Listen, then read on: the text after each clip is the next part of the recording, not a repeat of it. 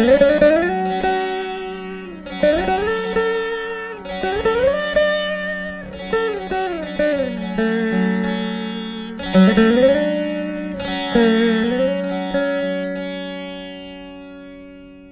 சங்கரா channel நேயர்களுக்கு என் அன்பு வணக்கங்கள். ஆன்மீக தகவல்கள் நிகழ்ச்சியில் நம்ம ஒவ்வொரு வாரம் ஒவ்வொரு ஆன்மீக தகவல் பார்க்குறோம். பக்தர்கள் என்ன தகவல் வேணும்னு நினைக்கிறீங்களோ நீங்கள் கமெண்ட் செக்ஷனில் போஸ்ட் பண்ணுங்கள். அந்த தகவலை ஒரு எபிசோட் வழியாக நான் நிச்சயம் தரேன். அந்த வரிசையில் நம்ம போன ஆன்மீக தகவல் எபிசோடில் ஒரு பக்தை கொடுத்துருந்தாங்க, சிவன் வழிபாடு எப்படி பண்ண வேண்டும், முக்கியமாக பெண்கள் சிவனை வழிபடலாமா, எப்படி வழிபட வேண்டும் அப்படின்றத பத்தி எல்லாம் நம்ம இந்த எபிசோட்ல பார்க்க போறோம்.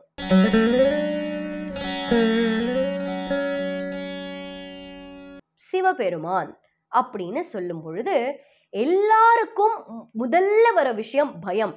ஆனா சிவபெருமான் ஒரு எளிமையான ஒரு தெய்வம், உண்மையாகவே ஒரு எளிமையான தெய்வம்.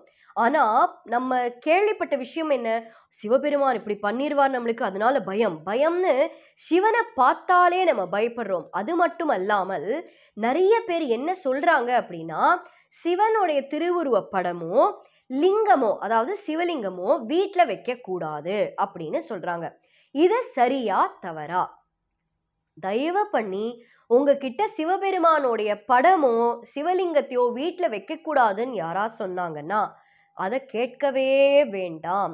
சிவபெருமான் இருக்கிற இடம் மங்களகரமாக இருக்கும். அதை இந்த எபிசோட கேட்டு நீங்க உறுதி பண்ணி உங்க வீட்டுல சிவனுடைய படமோ இல்ல லிங்கமோ இல்லைன்னா கண்டிப்பாக நீங்க வாங்கி வைங்க. முக்கியம் இது, நீங்க தெரிஞ்சுக்க வேண்டிய விஷயம்.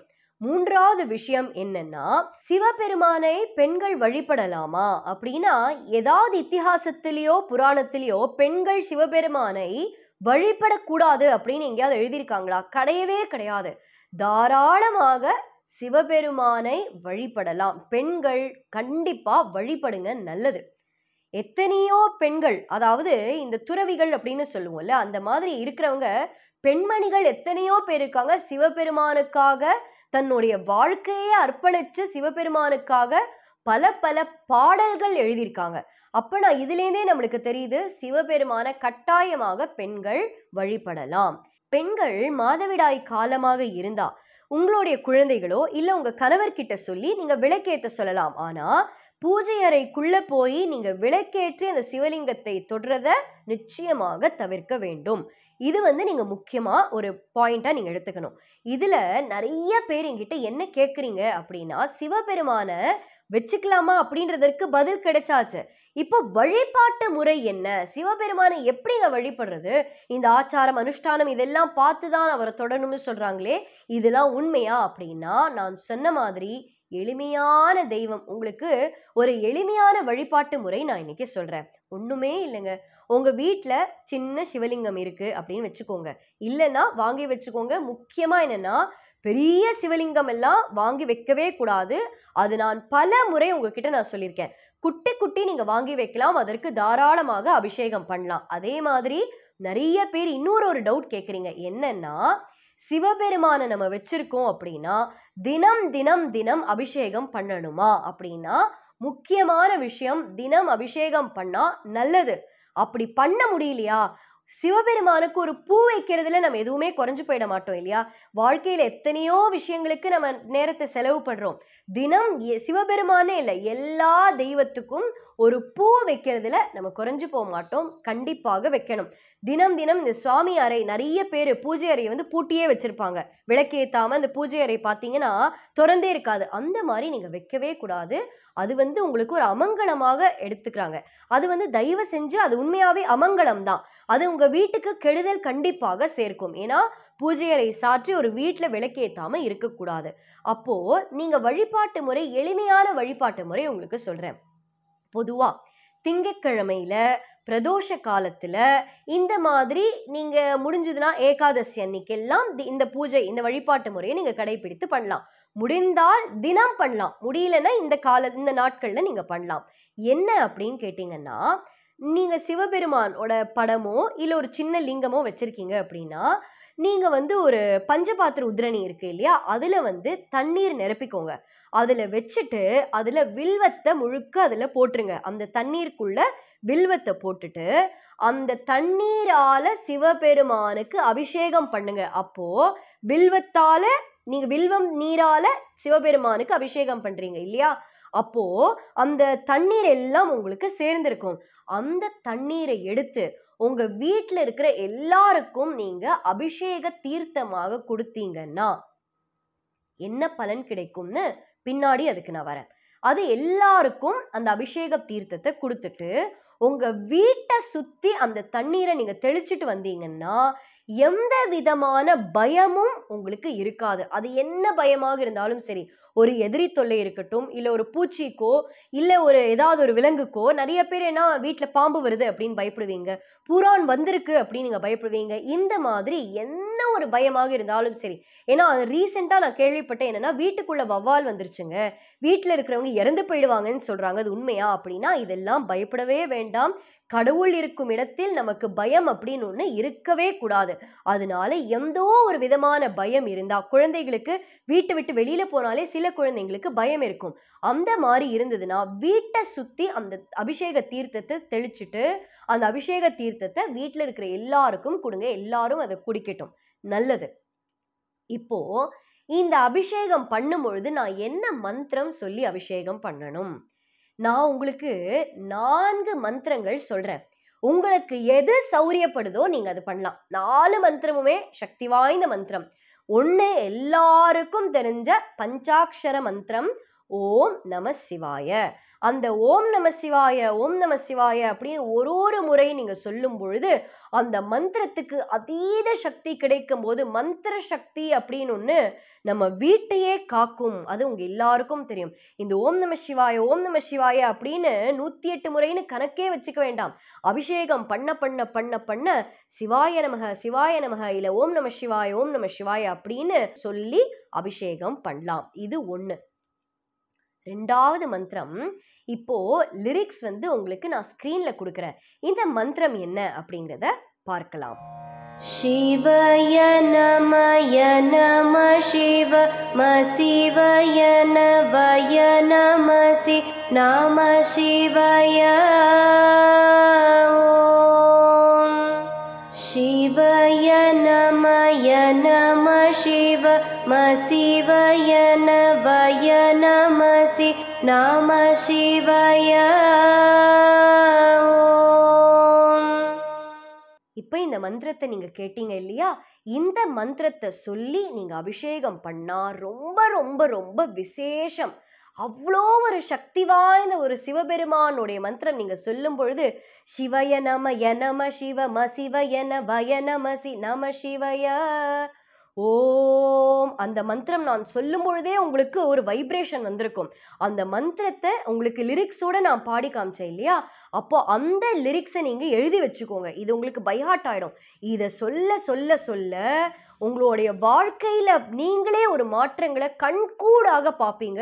சிவபெருமானுடைய சக்தி வாய்ந்த மந்திரம் இது. அடுத்த மந்திரம் மகா மிருத்யுஞ்சய மந்திரம். முதல்ல இந்த மந்திரம் என்ன அப்படின்றத பார்த்துட்டு இதை சொன்னா என்ன பலன் அப்படிங்கிறத பார்க்கலாம். ஓம் த்ரியம்பகம் யஜாமஹே சுகந்திம் புஷ்டிவர்தனம் உர்வாருகமிவ பந்தனான் மிருத்யோர்முக்ஷீயமாம்ருதாத்.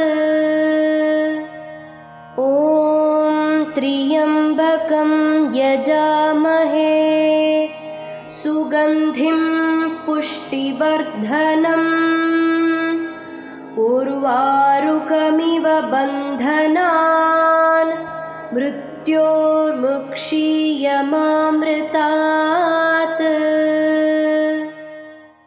இப்போ இந்த மந்திரத்தை நீங்க கேட்டீங்க இல்லையா, இந்த மந்திரத்தை நீங்க சொல்ல சொல்ல சொல்ல என்ன ஆகும் அப்படின்னா, நான் சொன்ன மாதிரி பயம், எல்லா விதமான பயம் நீங்கும். முக்கியமாக மரணத்துக்கு நிறைய பேர் பயப்படுவாங்க. ஒரு உதாரணத்துக்கு வியாதி பெருகிட்டே இருக்குங்க, கேன்சர் அப்படின்றாங்க, ஒரு இடத்துல டியூபர்குலோசிஸ்ன்றாங்க. இந்த மாதிரி வியாதிகள்னால அவஸ்தைப்பட்டுட்டு இருக்காங்க அப்படின்னா, வயசானவங்க அவஸ்தைப்பட்டுட்டு இருக்காங்க அப்படின்னா, யம பயம் இருக்கும்.